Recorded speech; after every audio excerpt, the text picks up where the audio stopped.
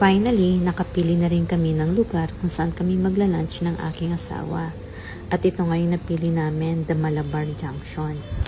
Magaling talaga ang aking asawa na pumili ng lugar kung saan kami mamamasyal, kung saan kami kakain. Siya talaga yung aking Google.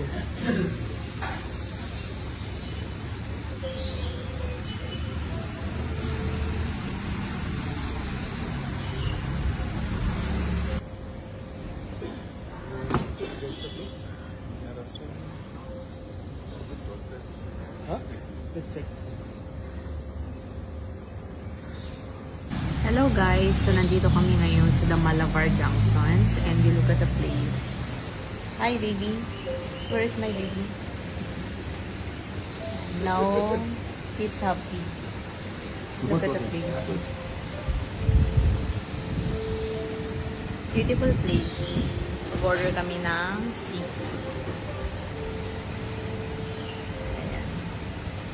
So magaganda yung sa labas, pag lumabas ka, maganda yung mga heritage houses, no? Yung mga old houses, magaganda siya. And masarap din yung food. Ngayon ay mag-order din kami ng sweet. What is the dessert? Oh, nakalimutan ko pala ilagay yung picture. At tapos na pala kami. Yeah. And I love the color.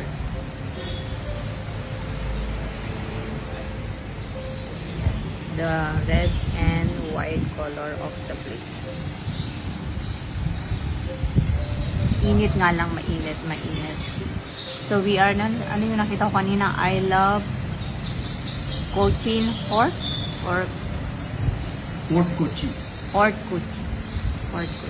Maganda dito sa Kochi. Dami ring ibon.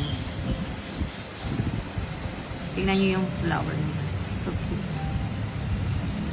So ito ay ang suot ko ay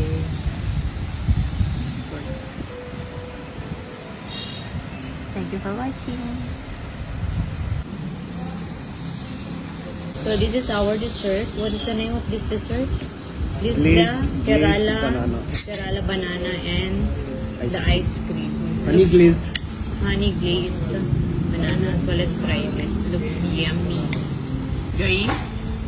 Enjoying your dessert?